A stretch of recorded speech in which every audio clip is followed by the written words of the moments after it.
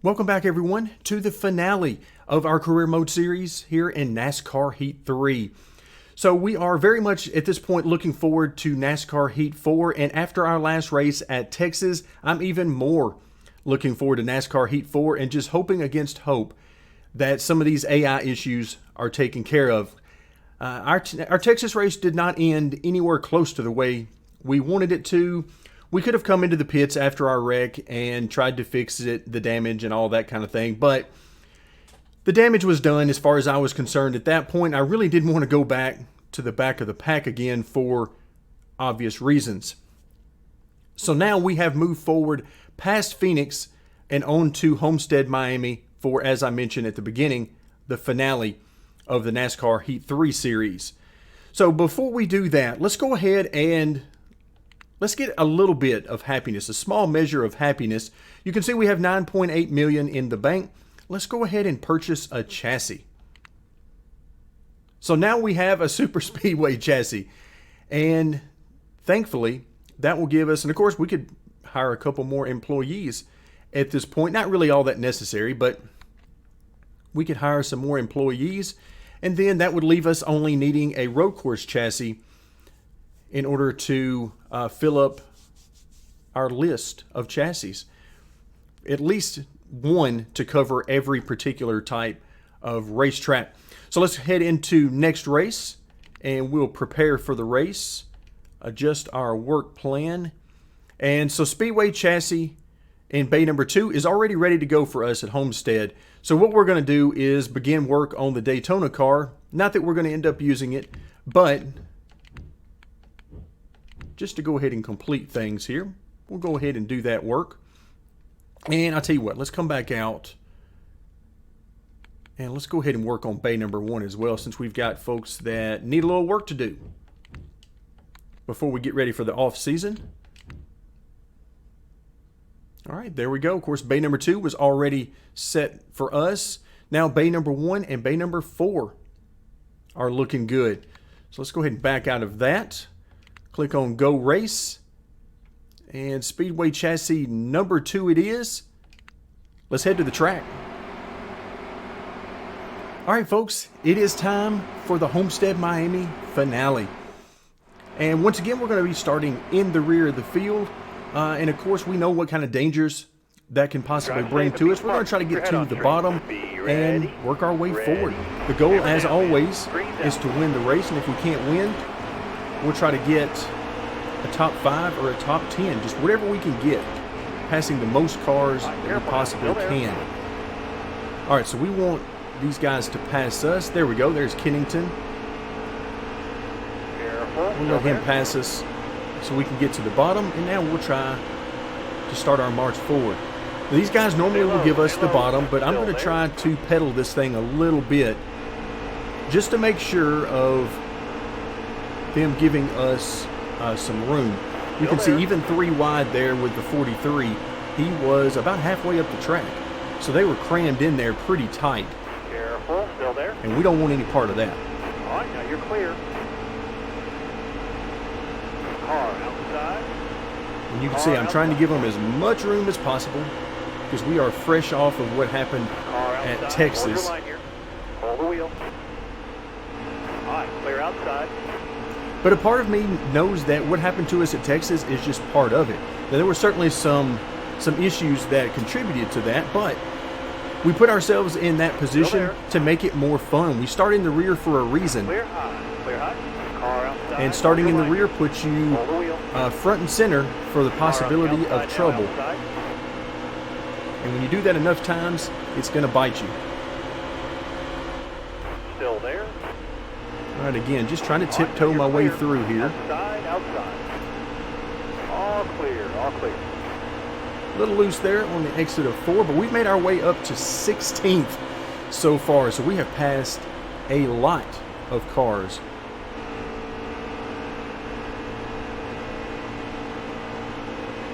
Stay on the bottom here for me. Careful So now. yeah, they're Still giving there. us plenty of room down here on the bottom. And once again, you can see they're 3 wide here in front of us. Actually, a couple of rows deep, it looks like. All right, now you're clear. But they're still way up the track.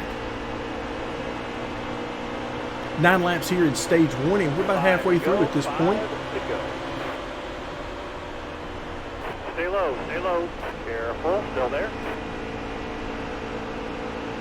Clear all around. So we are not really running all that hard right now. That car in front of you is coming to the pit.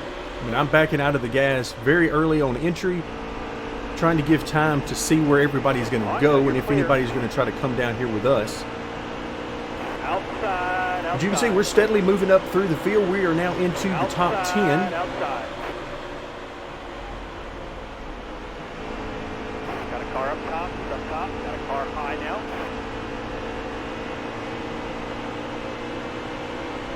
Still there. All right, so we're running 9th, which means that we're probably 3 wide right now. Clear all around. Oh, look out. I saw a wiggle there and heard it from Denny Hamlin. Let's hope he doesn't come down the track and hit us. Clear Looks all like he was around. able to gather it up. 3 laps remaining here in stage number 1. You're all clear up top. And once again, we're just sort of breezing through. And I believe we're clear at this point. I don't know that I trust him, but I think we are. So we have made it in the course of 7 laps. We have made it from last to the top 5. That should not be possible, folks. I need 2 more star laps. That shouldn't even be close to being possible.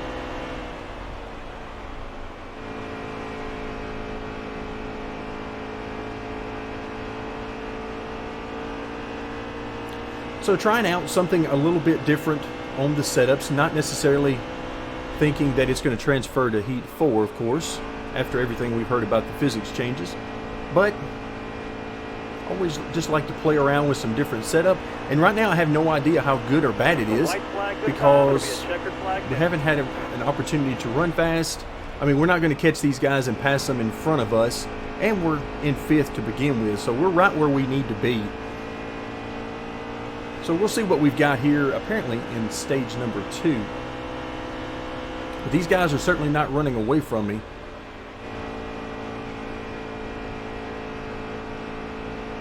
Alright, car seems to be fairly good. You've probably noticed that we've gotten loose a little bit on the extreme bottom on corner exit a few times. But that's basically to be expected when you try to pinch off the radius of the corner that much.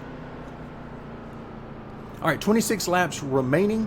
We'll end in 5th place, so we certainly like the idea of that. That means we start on the bottom. Ooh, look out. Please stop weaving back and forth. That scares me with the AI. Be ready. Ready. Car outside. Car outside. 10 to go. 10 to go. All right, here we go. Into turn 1. Your driver, hold this line here. All right, now you're clear. Trying to give them room. I can see Brad coming back on the outside. Doesn't look like he was going to get there, though.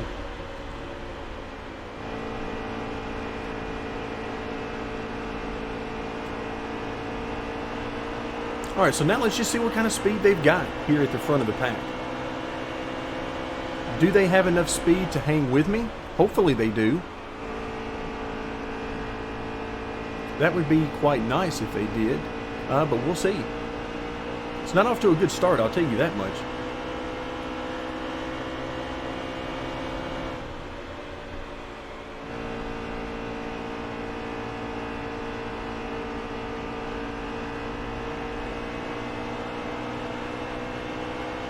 That was a great lap.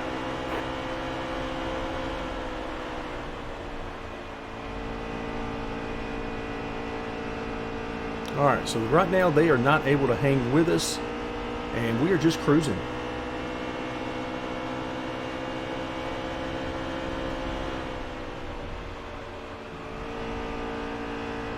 Run up a little bit higher on the track, not something we have an opportunity to do coming through the field.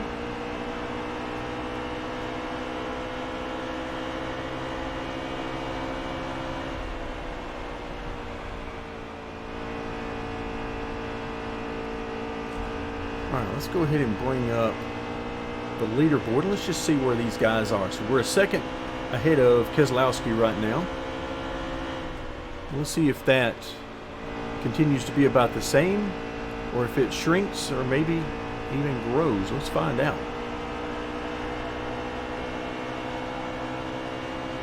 So for right now, it's hitting pretty steady, which at least is a pretty good sign.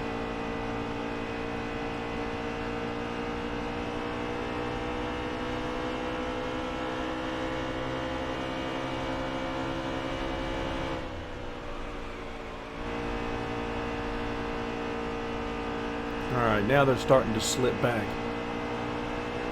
a little bit. So I'm spending most of my time actually looking at the leaderboard at this point. So I'm going to have to remember to actually look at the track every once in a while.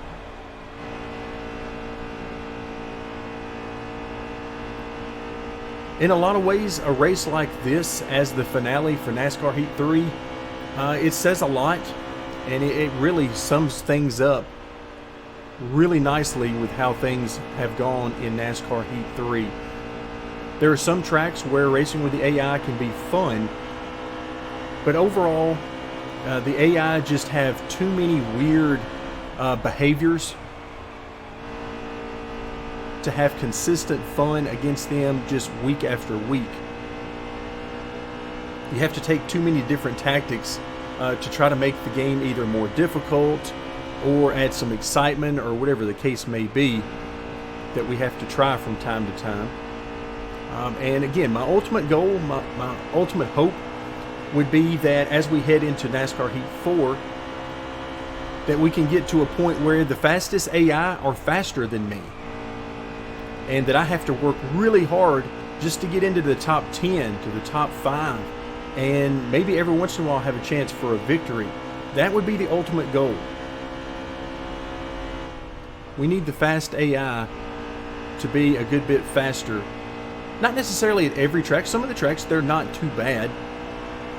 But ultimately, that would be the goal for me anyway. Now, not necessarily everybody wanting that approach, but for me, having AI that I cannot outrun and that I know I can't outrun just gives me rabbits to chase and the desire to be even better. All right, so right now we have doubled our lead from a second to 2.2 seconds over Brad K. I mean, right now he's not really fighting with anybody. I mean, he's got 3 or 4 tenths over Kyle Busch. So there's no real reason to think that he's losing time simply because they're side by side or something.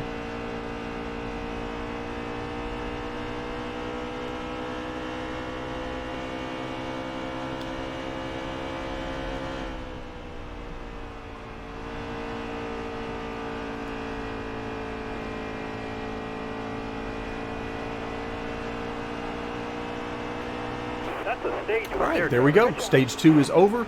We bring home the victory in stage 2, and we'll look ahead to stage number 3, and let's just see what happens with these guys. We'll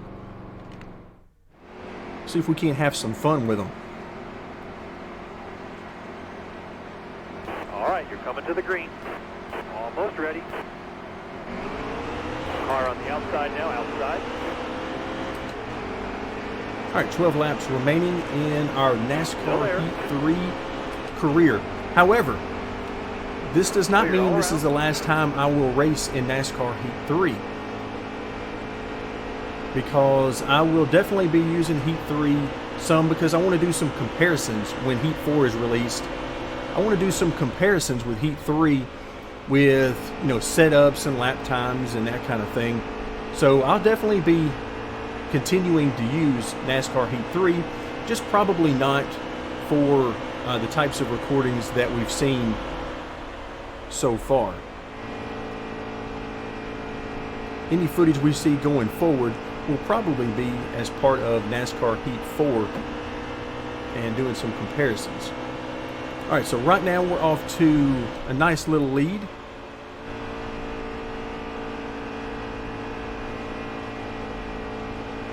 Yep, likes to get loose right there. So there's a few bumps there that disrupt the car a little bit. Overall, not too bad in the center of the corner and also in the center of the track. Not the end of the world, but they do cause you to get a little bit loose.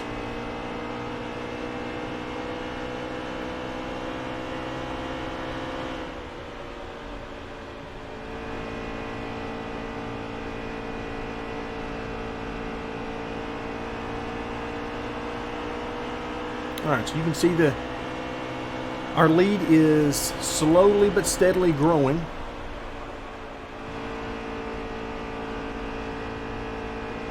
This is one of the tracks that I'm really hoping that the new graphics, I'm not going to say better or worse graphics, because until I actually get in the game, it's hard to tell from a video for me just whether or not they're going to be better or just different. But I'm hoping that it makes some serious changes to this track, because the lighting, the shadows, and everything just make this track look awkward. Plays tricks with my eyeballs as we're driving around the track, and very easy on this track as well as several others. It's very easy to lose track of where the wall is because of some of the shadowing and lighting effects.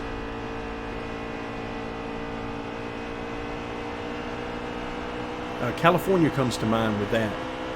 Fontana is coming off of turn 2. It is very easy for me to lose track through the shadows of exactly where the wall is. And of course we love to run the high line there, so we kind of need to know where that's at. Alright, our lead has now grown to over a second. So I have no idea who is running for the championship in this race. At this point, they don't really care about me as much as they would like to win the race. They're concerned about who's going to win the championship. And between Kyle Busch, we know Brad Keselowski's up there. I mean, those are two very likely candidates for the Final Four here at Homestead. So right now, it looks like Kyle Busch is on pace for the championship. Again, just guessing, since I have no idea who the top 4 really are. 5 more laps. For all I know, it could be Eric Jones.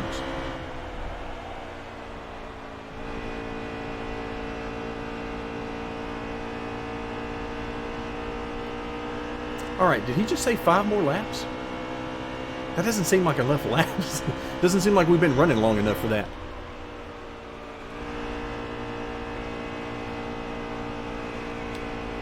Yeah, there we go. That's where we get loose there. In the center of the corner. It's only when we run certain grooves, so it's not all of the time. It's just whenever you're running in a certain area on the track, you got to be aware of where the bumps are and where the issues are for your car.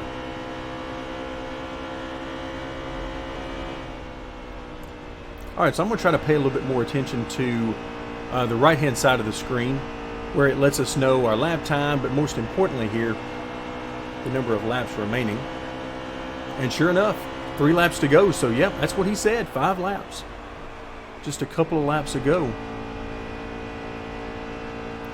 So at this point, the lap times that we're running really mean nothing to me. I'm just sort of cruising around the track, just seeing what kind of lap times the AI are running and judging that off of how I'm running the car and whether we're gaining or losing. Oh, look out. Really lose there. So that's kind of what I'm doing right now. Just another test session. A couple more laps. And you can see, even with a pretty slow lap, they are not gaining very much at all on me. So AI not running fast laps here at Homestead.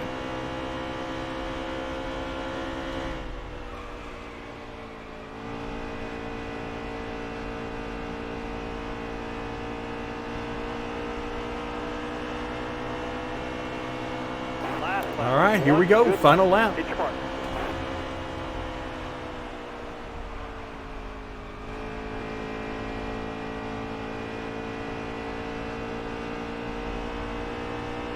Trying to watch these guys behind to see if they're fighting for maybe a championship potentially back there.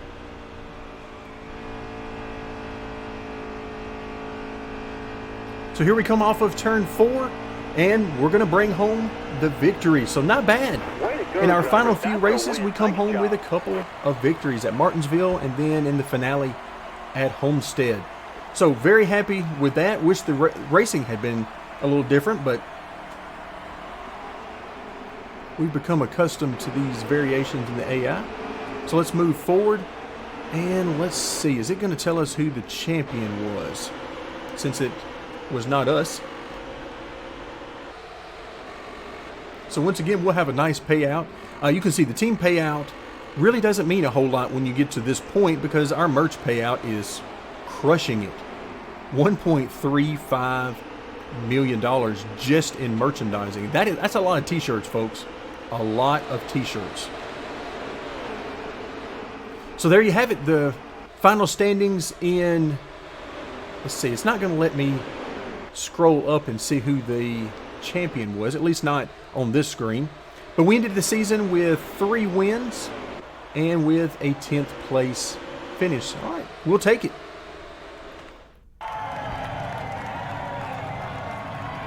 So we'll bring home that very nice trophy. That is an interesting looking trophy with the steering wheel on top.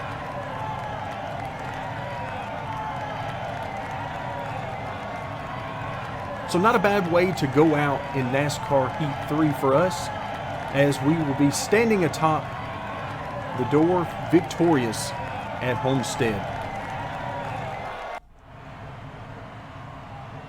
All right, so fastest lap, doesn't matter.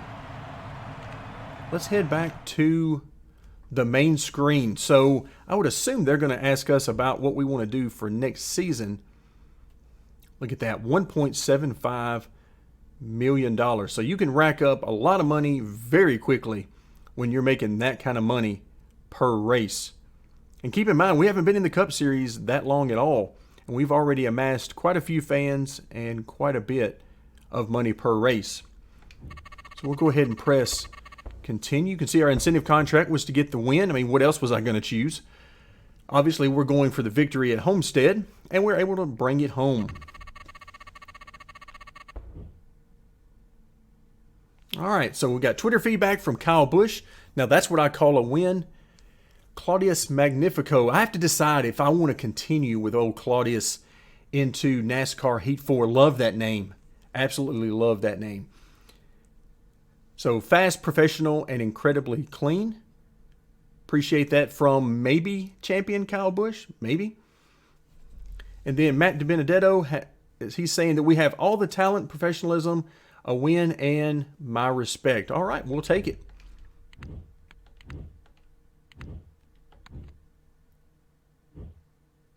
All right, now that the season is over, well, we're not going to take that much time to decide what we want to do next. But right now, instead, I'm going to thank you guys very much for all your support in NASCAR Heat 3, and I am very much looking forward to getting started in NASCAR Heat 4. So that's going to do it for today. Thank you very much for joining me, and stay tuned, as I really think NASCAR Heat 4 is going to be a lot of fun.